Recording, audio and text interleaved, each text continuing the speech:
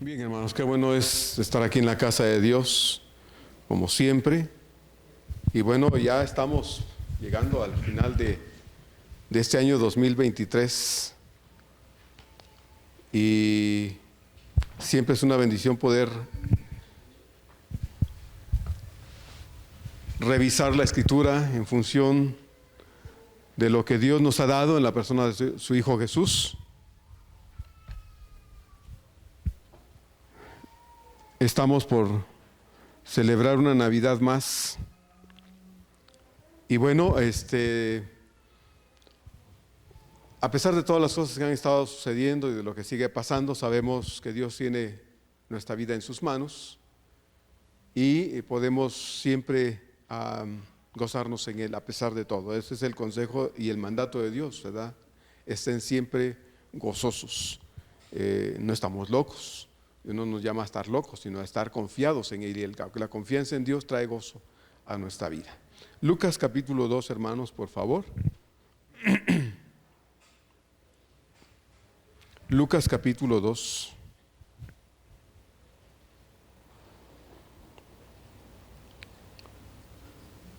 Evangelio de Lucas 2.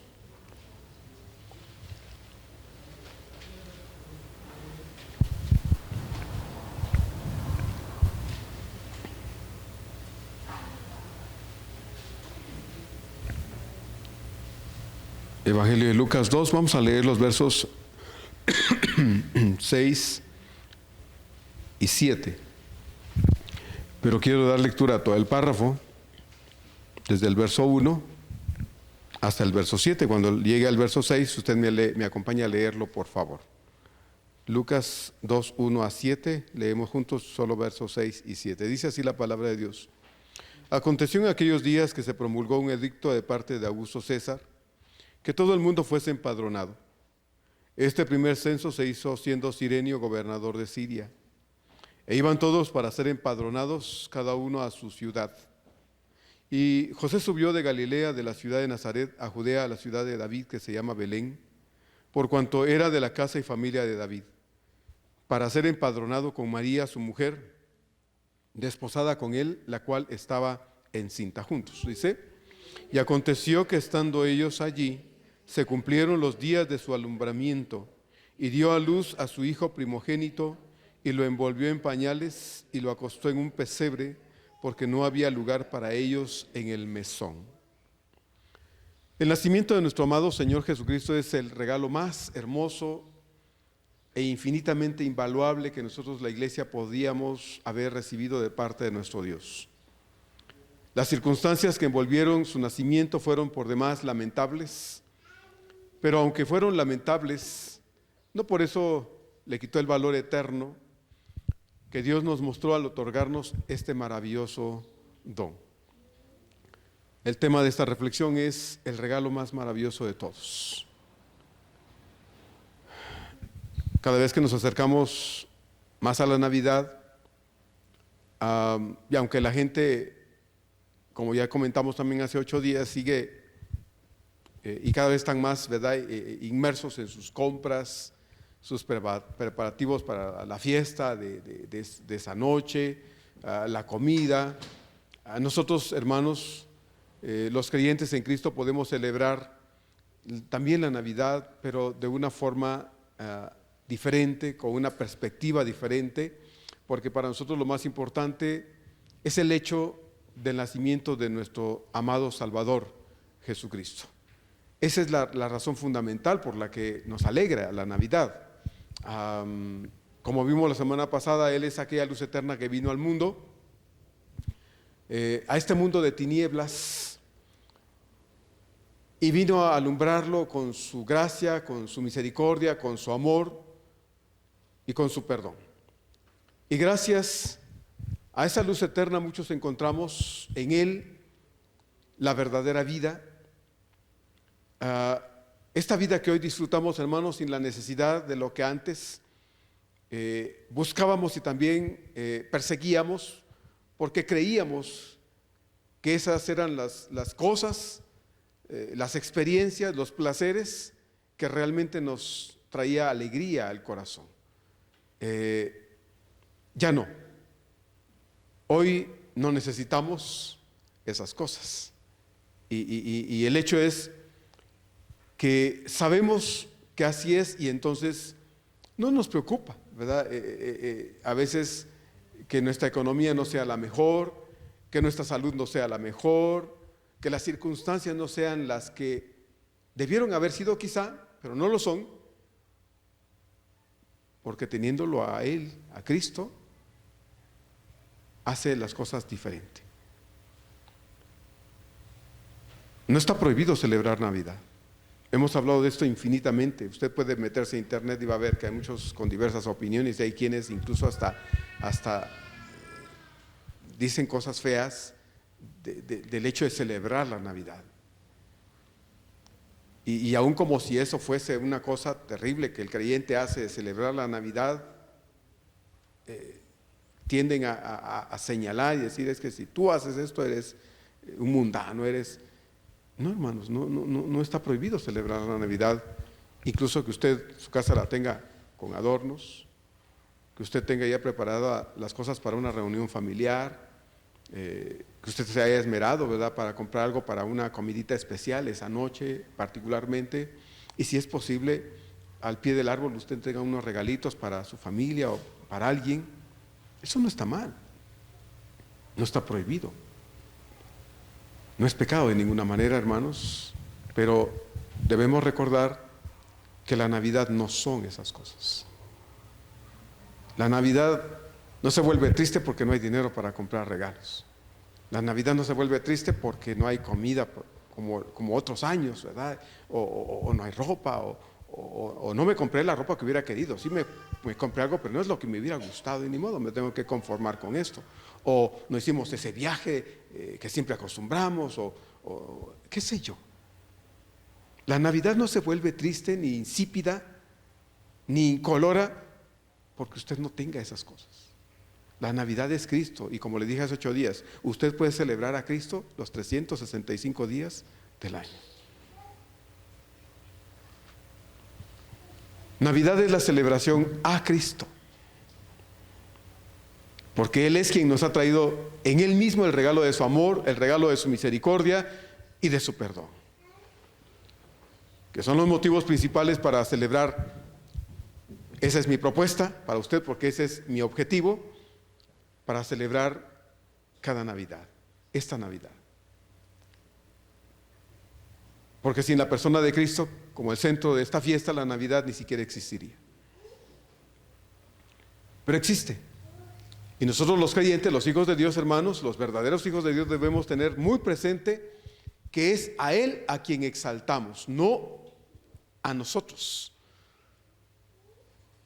Sí nos acostumbramos a dar un abrazo, pero acuérdese que no es a la persona que abraza el centro de la Navidad. No es porque está que usted se siente feliz, no, porque podría usted estar solo en su casa comiéndose un pingüino ahí, ¿verdad? O un submarino, o qué sé yo, ¿verdad? Una donita ahí de Bimbo, con un cafecito, y cantarle al Señor, porque Él es la razón de que usted existe, de que usted tiene vida eterna. Entonces, hermanos, no somos nosotros el centro de la Navidad. No es su marido, no es su mujer, no es su hijo, no es su hija, no es su papá, no es su mamá. Es Cristo. Y nosotros los creyentes debemos tenerlo presente para no perder de vista la perspectiva correcta de la Navidad este año otra vez. Veamos pues lo que nos dice hoy el texto que ya leímos. Hay 3 verdades que quiero compartir con usted brevemente del texto que ya hemos leído. El primero está en el verso 1, el verso 6. Dice el verso 6 aquí, y aconteció que estando ellos allí se cumplieron los días de su alumbramiento. Dios ha cumplido su palabra, hermanos, al mundo. Esa es la primera verdad que quiero compartir con usted. Dios ha cumplido su palabra a este mundo. El Señor, por medio del profeta Isaías, había dicho ahí en el capítulo 7, verso 14, estas palabras: por tanto, el Señor mismo os dará señal. He aquí que la Virgen concebirá y dará a luz un hijo y llamará su nombre Emmanuel. Eso lo había dicho el profeta Isaías cientos de años atrás. El escritor Lucas nos describe en el capítulo 1 cómo fue que Dios había anunciado a María que ella había sido elegida ya entre muchas mujeres de su tiempo para ser el instrumento que Dios utilizaría para hacer venir a su Hijo Jesucristo al mundo. Para María, eso de quedarse embarazada era algo en lo absoluto imposible. ¿Por qué? Bueno, como ya sabemos, María era una virgen, una señorita, que estaba comprometida con José. Entre los judíos el compromiso, como ya lo sabemos, era prácticamente como estar casado. Lo único que faltaba era la ceremonia de unión para que ella y José vivieran juntos. Pero ya estaban prácticamente casados. El compromiso era ese enlace de seriedad, de responsabilidad, ¿verdad?, que se asumía entre un hombre y una mujer. Solo faltaba la ceremonia para que se fueran a vivir juntos. Así es que cuando el ángel le dice a María: María, tú has sido elegida entre muchos y quedarás embarazada, porque en ese momento todavía no lo estaba. Ella por eso pregunta: Señor, ¿cómo puede ser esto? Porque yo no vivo con José, es decir, no, él es mi prometido. Estamos comprometidos, pero estamos separados aún. No ha habido intimidad entre nosotros. Entonces, ¿cómo es esto que yo voy a quedar embarazada? En su mente humana, muy femenina, un embarazo era imposible sin la intervención de un hombre, en este caso, José. Y aunque ella estaba comprometida con José, seguía siendo una virgen físicamente. No había tenido intimidad como para pensar que eso produciría en el cuerpo de María un embarazo. Dios le tiene que aclarar a María que su embarazo no tenía nada que ver con ninguna acción humana, sino que sería producto de la acción poderosa de Dios por medio de su Espíritu Santo que vendría sobre ella. Y esa era la gran noticia para María. Para María fue una noticia hermosa, porque Dios a través del ángel le dice: ha sido elegida para esto. Aunque en su corazón, sin duda alguna, María entró en crisis, porque el hecho de quedar embarazada sin estar viviendo con José implicaría una serie de situaciones que incluso podrían acarrear a su vida el riesgo de ser muerta. Siendo una chica absolutamente sometida a la voluntad de Dios, María, a pesar de todas esas cosas, dispone su corazón a la obediencia. Y eso, hermanos, trajo a la vida de María, sin duda alguna, enormes bendiciones. Si algo tiene que señalarse, hermanos, en el caso de María, es que María, como miembro de una sociedad estricta que no perdonaba estas cosas de inmoralidad, porque eso sería visto a los ojos de la sociedad judía como un acto de inmoralidad de parte de María, además vemos en María el hecho de que, siendo una chica, algunos piensan que entre los 14 y 16 años, dispuesta a hacer la voluntad de Dios, ella, hermanos, al dejarse usar por Dios, simplemente fue un instrumento de Dios para que la voluntad de Dios se cumpliera y se efectuara, en este caso, lo que el profeta Isaías había anunciado. He aquí, la Virgen concebirá y dará a luz un hijo y llamará su nombre Emmanuel. María tuvo que asimilar de alguna forma esta realidad a la que Dios la había llamado a participar, y con mucho gusto en su corazón entonces se dispuso y dijo: pues hágase conmigo lo que Dios quiera, ¿verdad? Hágase conmigo lo que Dios quiera. Tenemos que tener muy claro, hermanos, pues que si siendo parte de una sociedad tan estricta y tan severa en casos de adulterio, ella, en la disposición de hacer la voluntad de Dios, estaba dispuesta a correr los riesgos que hubiera que correr con tal de obedecer a Dios. Fue elegida. Entre muchas, Dios la eligió. Una simple muchacha, ¿sí? Una entre miles en ese momento. No por ser ella mejor que cualquiera de las demás en la sociedad en la que María vivía. No, María no sobresalía por ser más bonita que todas, o más estudiada que todas, o qué sé yo. No, hermanos. María no era la mujer perfecta de la época, por lo cual Dios la eligió. Fue elegida entre miles porque Dios así lo dispuso. Esa es una cosa que debemos tener clara. Fue la voluntad de Dios la que actuó en la elección de María, y ella nada tuvo que ver en esa elección, y nada de ella tuvo ninguna influencia en Dios para ser elegida. Nada, hermanos. Ella estuvo pues dispuesta a hacer la voluntad de Dios, aún contra todo lo que implicaba su delicada posición como mujer frente a una sociedad judía, y especialmente frente, en este caso, a la reacción de su prometido, que en ese momento no sabía lo que a María se le estaba anunciando acerca de que quedaría embarazada por el poder de Dios. Dios tiene que intervenir en el caso de José, porque cuando José se entera de que María está embarazada, lo primero que piensa José es, bueno, que María faltó a su compromiso matrimonial, a su compromiso de mujer, y él cree que María es una adúltera. Pero José, que ama mucho a María, y lo puede ver usted en el capítulo 1 del Evangelio de Mateo, José, que ama mucho a María, no quiere afectarla. Eso es lo que dice el texto bíblico, no la quiere afectar. Denunciarla públicamente hubiese significado para María ser expuesta ante la sociedad y sacada fuera del pueblo y apedreada hasta morir. Así es que en la mente humana muy varonil de José, Dios tiene que intervenir y en sueños le tiene que explicar que lo que está ocurriendo en el cuerpo de María no es resultado de una falta de inmoralidad de María, sino es resultado del poder de Dios al haberla elegido para ser ella el instrumento para traer al Mesías a este mundo. Y le tiene que recordar lo que la profecía dice, y le cita Isaías 7:14 y le dice, escrito está, el profeta lo dijo, la virgen concebirá y esa virgen es tu prometida María. Y me sorprende, hermanos, cada vez que leo el texto en estas épocas de Navidad o en cualquier momento en que se puede leer el texto de Lucas y de Mateo, cuando vemos a María y dice, hágase conmigo lo que Dios quiera, y cuando dice el texto de Mateo, que después que Dios en sueños le explica estas cosas a José, José despierta y no dice, ay Dios, tengo que hacer eso, no, yo no hago nada de esto. No, José dice de inmediato, al despertar, toma a María como su mujer. Hay una actitud de obediencia en uno y en otro, ¿ya? Y toma a María su mujer, dice, y empieza a vivir con ella. Pero es claro el texto bíblico cuando dice que José no tuvo intimidad sexual con María, ¿sí? Sino dice hasta que su hijo hubo nacido, y entonces vivieron como pareja normal y tuvieron otros hijos, cosa que otros no creen. Pero la Biblia es tajante y es clara cuando dice que María tuvo más hijos, ¿verdad?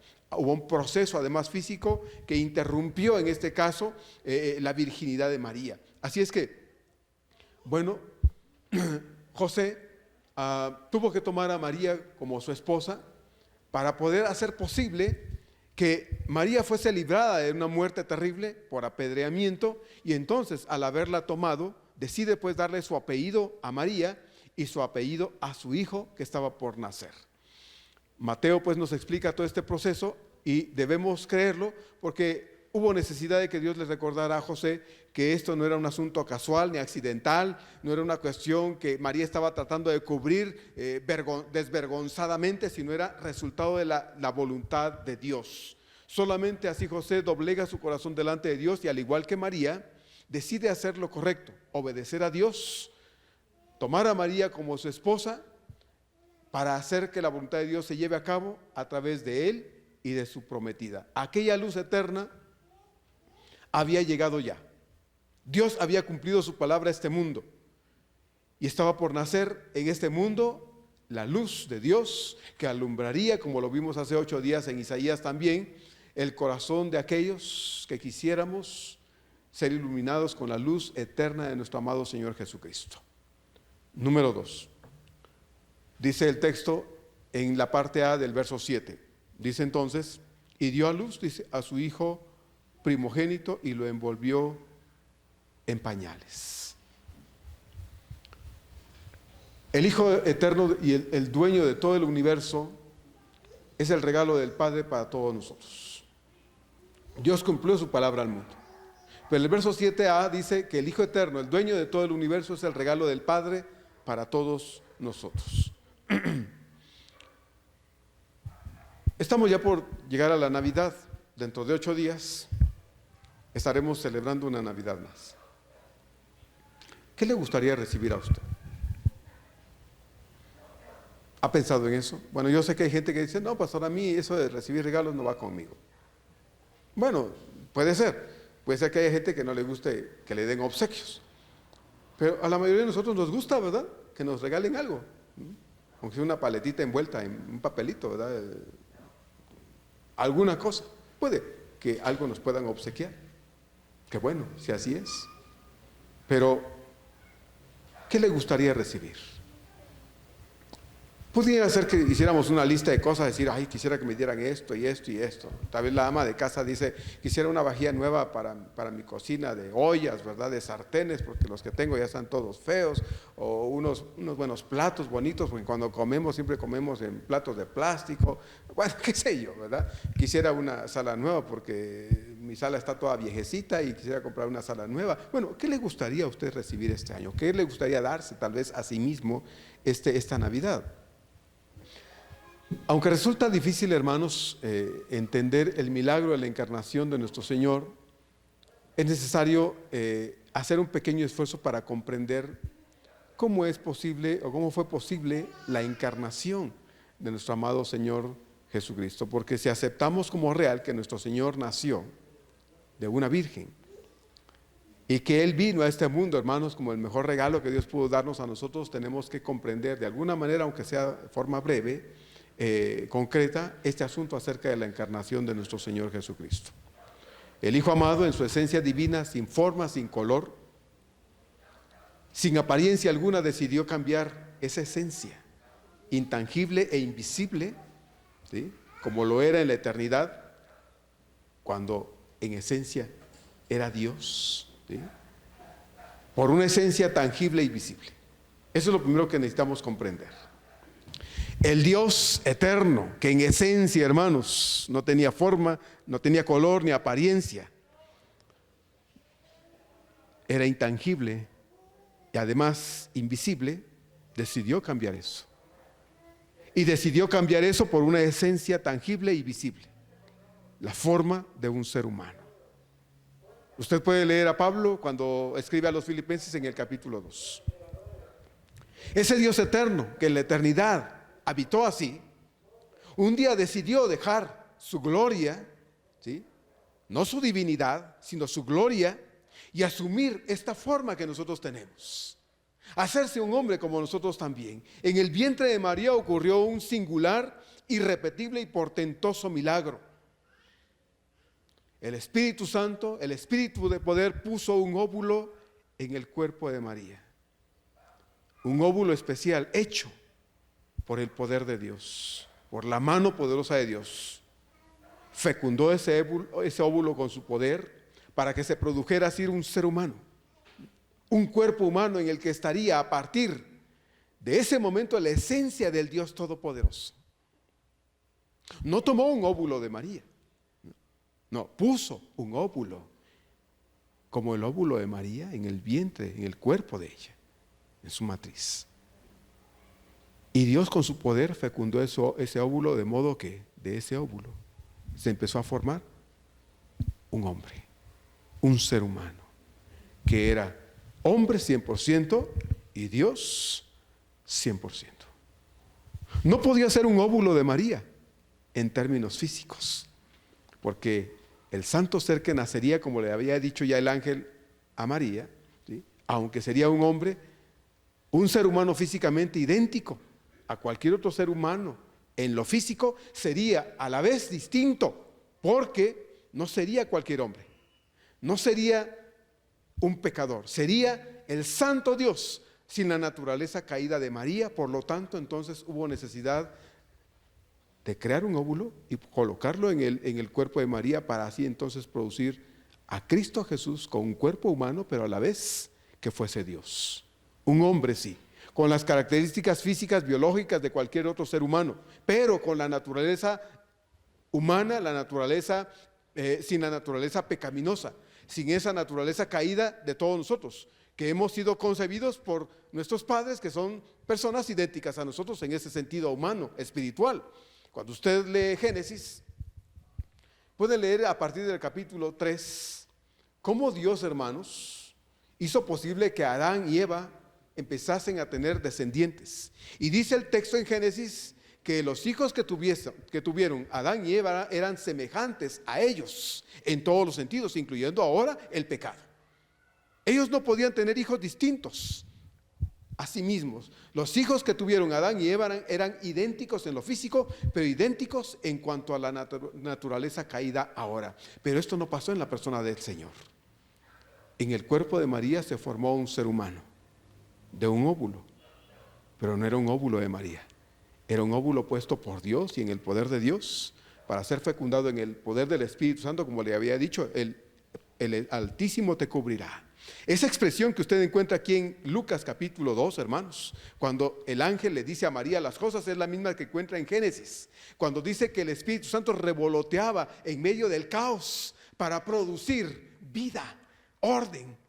Esa es la misma idea. Eso es lo que está usando aquí el escritor cuando describe que el Espíritu Santo, el ángel dice que el Espíritu Santo va a venir sobre María y entonces va a producir en ella vida. Ese fue el resultado del poder de Dios. Recordemos que de acuerdo al texto bíblico, María ya estaba embarazada entonces cuando el emperador ordena el censo. Y José tiene que tomar a María, que está en ese momento, ya en el 9º mes de su embarazo, hermanos, y dirigirse a Belén para cumplir obedientemente con el decreto del emperador de que todos debían ir a sus lugares de origen para poder ser empadronados. José tuvo que tomar a su María para llevársela con él a Belén, de modo que en Belén tuviese que registrar a María y al niño que nacería, porque el objetivo del emperador era cobrar impuestos y saber cuánto podía recaudar ya con el censo hecho. Entonces, José toma a María y se la lleva a Belén.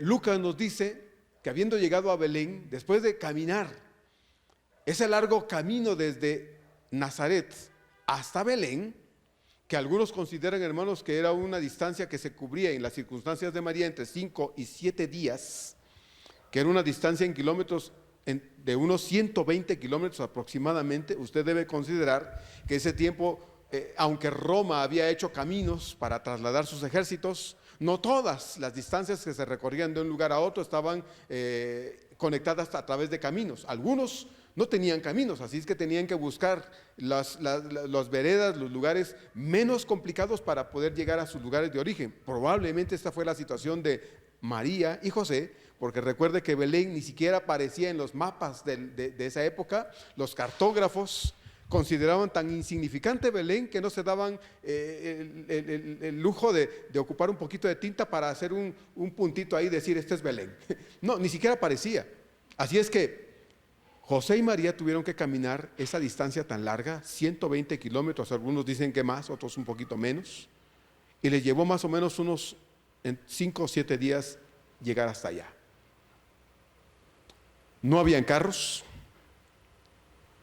no había otro tipo de transporte, excepto tal vez, en este caso, un carruajito que pudieron haber tenido, pero no eran ricos como para tenerlo, así es que por ahí tal vez les prestaron un burro, una mula, donde subieron sus cosas para poder no cargarlas y hacer el viaje de los dos menos complicado. Así es que imagínese usted, en ese camino de entre 5 y 7 días, en algunos momentos, María caminando, en otros momentos María montada literalmente en el animal, ¿verdad? Para poder descansar un poquito mientras avanzaban más, y en otros momentos sentada, ¿verdad? Descansando su barriguita, ¿verdad? Que ya estaba por nacer su hijito y había que cuidarla. Entonces, hay muchas cosas que debemos considerar. Todo este trayecto hizo posible, hermanos, que el proceso del parto de María, llegado a Belén, empezase a darse. El trayecto fue difícil. Las molestias del viaje no se hicieron, no faltaron, y en el trayecto probablemente María le dijo a José: oye, siento algunas molestias. Tuvieron que quedarse tal vez incluso horas en algún lugar para poder hacer que las molestias pasaran y María estuviese en condiciones de ser subida al animalito para poder caminar más y así llegar hasta Belén. Todo esto, hermanos, es lo que Lucas nos está diciendo acá. Dice, y dio a luz, dice, a su hijo primogénito y lo envolvió en pañales. Llegado, lo primero que María empieza a sentir son las molestias, las contracciones, y tiene que ocuparse de atender estas cosas José, porque no puede dejar a su mujer María allí botada. Tiene que ver qué hace en las circunstancias que conocemos, y ahorita vamos a platicar un poquito más acerca de esto. El regalo más hermoso, más maravilloso estaban haciendo en este mundo, hermanos, ahí en Belén. Y es hermoso como Lucas lo describe en las palabras, como inicia en el verso 7. Y dio a luz a su hijo primogénito y lo envolvió en pañales. Número 3. Dice el verso 7b entonces, y lo acostó, dice, en un pesebre porque no había lugar para ellos en el mesón. Este mundo no merecía tan hermoso regalo de Dios y aún así nos fue otorgado inmerecidamente. Cuando Cristo hizo el mundo, dijo alguien alguna vez, hizo suficiente lugar para Él. Pero cuando vino no encontró lugar. Cuando Dios nos creó, hizo lugar para Él en nuestro corazón. Pero el hombre llena su corazón de muchas cosas. Y cuando Cristo viene y le dice, oye, ¿me dejas entrar? Dice, no, no hay lugar para ti. 2 veces se ha encontrado el Señor con la negativa de una recepción del hombre. Cuando vino al mundo no encontró lugar para Él, excepto un mugroso establo. Y cuando Él viene a nuestro corazón y le dice al ser humano, oye, yo quiero ser parte de tu vida, déjame entrar a tu corazón, el hombre le responde siempre, no hay lugar para ti. No hay lugar para ti. El Hijo Eterno de Dios había nacido en este mundo. Los ángeles lo habían anunciado, como ya sabemos, a los pastores en el campo. Los que de inmediato fueron, dejando a sus animalitos por ahí, quizá, o tal vez los llevaron y los dejaron afuera del establo, ¿verdad? Y amarrados, no sé qué hicieron. La Biblia no lo dice, pero dice que de inmediato se levantaron y dijeron, vamos y veamos esto que nos ha sido anunciado y que el Señor nos ha manifestado. Así es que los pastores de inmediato fueron y buscaron lo que los ángeles les habían dicho que había sucedido y les dieron las descripciones suficientes para que pudieran encontrar al rey recién nacido. Fueron y buscaron entonces al recién nacido Salvador. Unos magos aparecieron. Y cuando llegaron les explicaron que venían de lejanas tierras, de oriente. ¿Cuánto habían hecho desde que habían visto al estudiar las estrellas, estos astrólogos, estos especialistas en los astros? Cuando vieron esa estrella tan especial, investigaron y se dieron cuenta que no era una estrella cualquiera. Esa estrella algo tenía que decirles. Y la estrella les empezó a indicar un camino y lo siguieron. ¿Cuánto habían caminado desde que salieron de Oriente y llegaron a Belén? No sabemos. Pero cuando llegaron explicaron todo este milagro.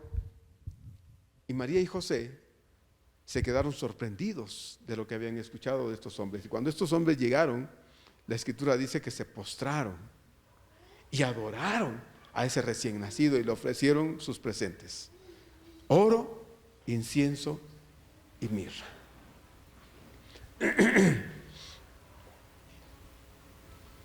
Cuando nuestros hijos van a nacer, nos preparamos, ¿verdad? Quienes hemos tenido hijos, y no es accidente ni fue mala suerte que te embarazaste, no. Cuando el embarazo es algo que hemos buscado, que lo anhelamos, lo queremos, nos preparamos. Cuando la esposa dice, te tengo una noticia, ¿qué? Estoy embarazada. ¡Pum! Se cae el marido para atrás. Pero de sorpresa, claro, ¿no? De alegría, de gozo de que su mujer está embarazada, ¿verdad?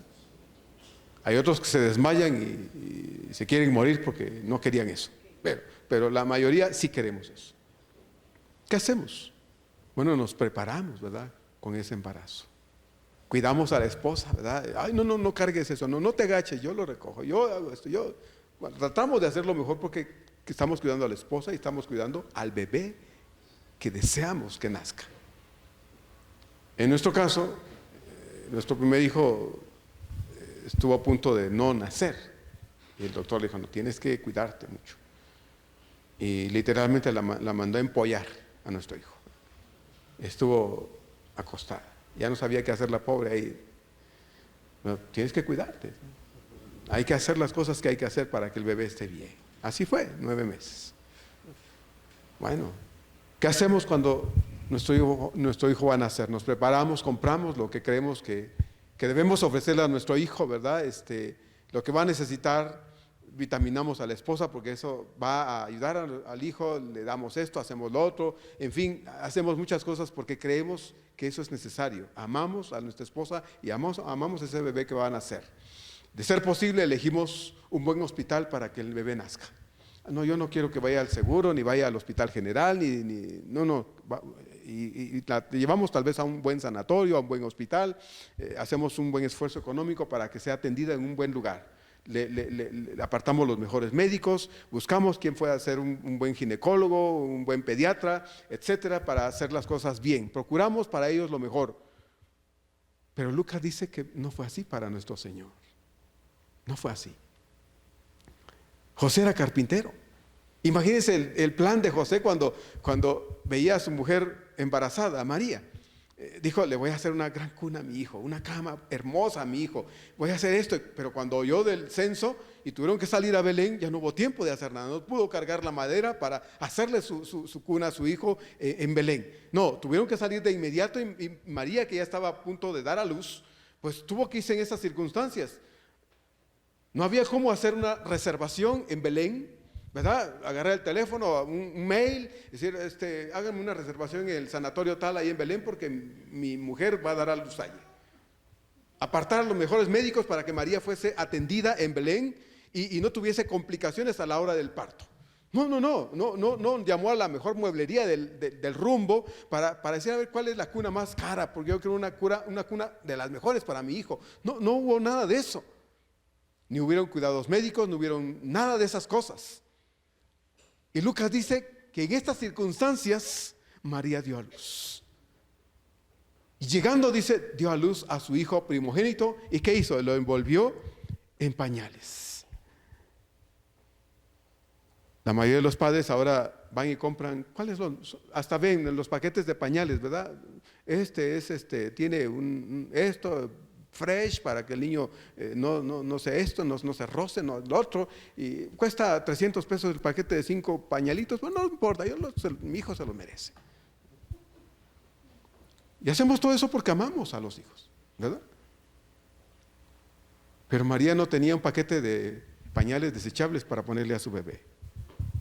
No sabemos en qué lo envolvió, solo dice que lo envolvió en pañales. Pero luego dice Lucas que lo acostó en un pesebre. Y un pesebre era un mueble, ¿verdad?, que los ganaderos tenían en los corrales para darle el forraje a los animales, y ahí los animales con su trompa agarraban su comida y se la comían. O sea, no hubo un mueble especial, no hubo un médico ahí, un pediatra, un ginecólogo al pie de la cuna, no hubo un sanatorio, un hospital, no, hubo un establo. No hubo lugar. Cuando ellos llegaron, ya todo estaba ocupado. Belén era pequeño y toda la gente ya había llegado a Belén. De modo que los hospedajes, ¿verdad?, los pequeños, ¿cómo decirlo?, hotelitos que habían en Belén, estaban ocupados. Y no hubo un espacio especial donde José dijera, María, mira, no encontré más que este cuartito, pero mira, aquí por lo menos hay una camita y ahí te puedes acostar. Hermanos, no hubo eso para ella. No hubo. Alguien le dijo de buen corazón, mira, si te sirve, ahí atrás tengo un establo, ve y ve qué puedes hacer, pero no hay lugar. Úsalo, por favor, ¿verdad? Tenlo ahí. Y José, ante esas circunstancias, yo no puedo imaginar a un José feliz yendo a ver, este establo está bueno, ¿no? Eso se ve bonito aquí, hermanos. Miren, eso que hicieron ahí para nuestra presentación hace 8 días. Está bonito. Yo no puedo imaginarme un José diciendo, esto está, no tenemos un hotel de 5 estrellas, pero esto está bien. No, yo me imagino a un José, hermanos, hasta con lágrimas en sus ojos, con cierta frustración pensando, ¿cómo puedo yo traer a mi mujer aquí? ¿Cómo es posible que mi hijo, el Salvador del mundo, nazca aquí? Yo no sé si usted se ha imaginado eso, pero yo sí. Yo puedo imaginarme a un José amante de su mujer, que sabe que ese niño que viene en el cuerpo de su mujer no es cualquier ser humano, es el Hijo de Dios, es el Dios hecho carne, tenga que estar en un lugar así, con sus ojos llenos de lágrimas, quitando la mugre y buscando una paja por lo menos que no apeste, para ponerla de colchón y encima quizá quitarse él su turbante, su ropa externa y ponerla ahí para hacer menos incómodo el lugar donde su hijo primogénito tuviese que estar. Pero ¿sabe qué, hermano? Dios nos amó tanto que a pesar de eso no dijo, yo no voy a nacer en eso, padre. ¿Cómo crees que voy a ir a nacer en ese mugroso establo?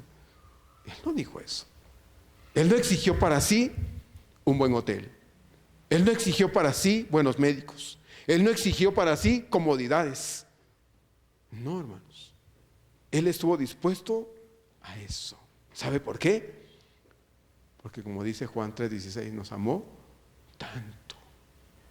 tanto que estuvo dispuesto a someterse a esas condiciones tan miserables por el amor para usted, para mí. Dios había decidido otorgarnos el mejor regalo que esta humanidad podía haber recibido jamás: a Cristo. Este mundo no merecía tan invaluable regalo, tan incomparable obsequio, y aún así Dios quiso que lo tuviéramos. Cristo no vino exigiendo tratos dignos. Todo fue prestado para el Señor. El vientre, su mamá, su papá, terrenales, su familia, el establo donde nació, la cuna donde fue acostado, la ropa. La cruz no era para él, era para usted y para mí. El sepulcro era de José de Arimatea. Hermanos, ese Cristo no vino pidiendo nada para él. Al contrario, vino dándolo todo para nosotros.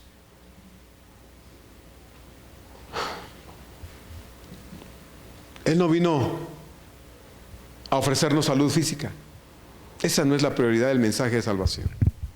El mensaje de salvación es darle al hombre salud eterna, vida eterna.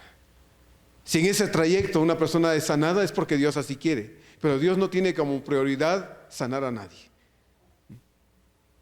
Pero sí quiere limpiar el corazón del pecado de todos.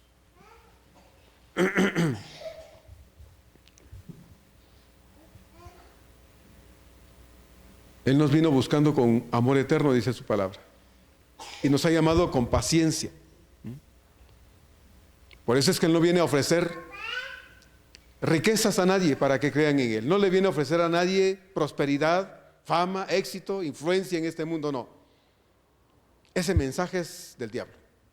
Lo que Cristo viene a ofrecer es su perdón. Eso es lo que Él viene a ofrecer.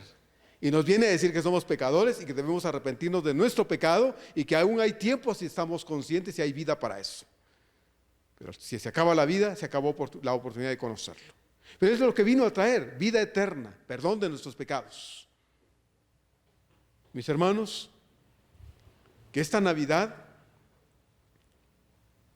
podamos todos tomados de la mano en nuestra casa, ojalá disponernos a alabar a ese Señor, a ese Cristo, y agradecerle de todo nuestro corazón, como Pablo ya lo dice en Filipenses capítulo 2, versos 6 al 8, de esta manera: el cual, siendo en forma de Dios, no estimó el ser igual a Dios como cosa que aferrarse, sino que se despojó a sí mismo, tomando forma de siervo, hecho semejante a los hombres. Y estando en la condición de hombre, se humilló a sí mismo, haciéndose obediente hasta la muerte y muerte de cruz. Por eso, hermanos, alabémosle esa Navidad. Y alabémosle porque Él vino, nosotros tenemos hoy vida eterna y paz con Dios.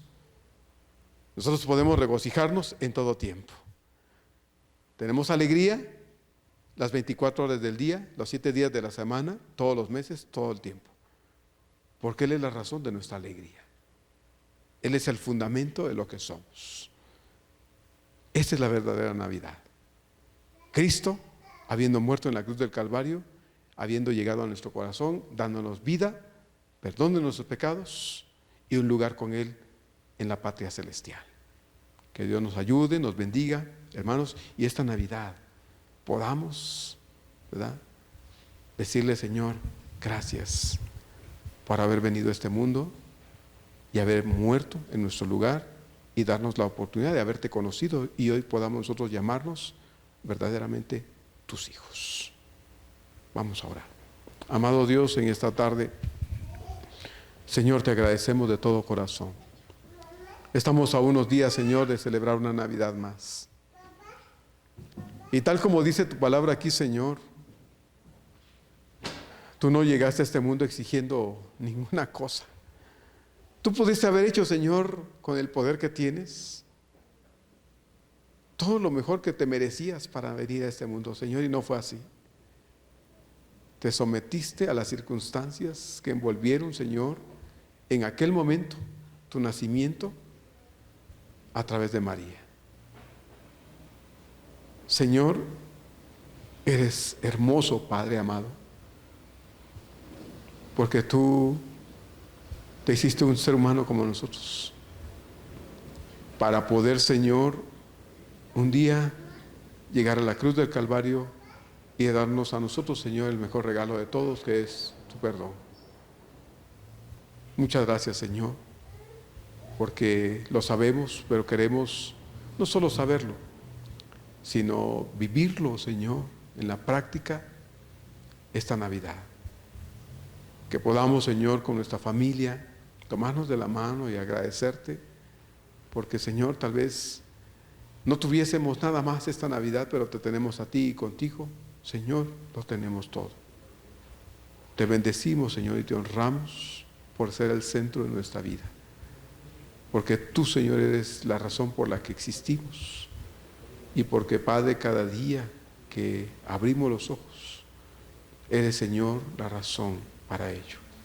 Bendito sea, Señor, y gracias, Padre, porque como iglesia podemos recordar el milagro del pesebre, el milagro del embarazo de María.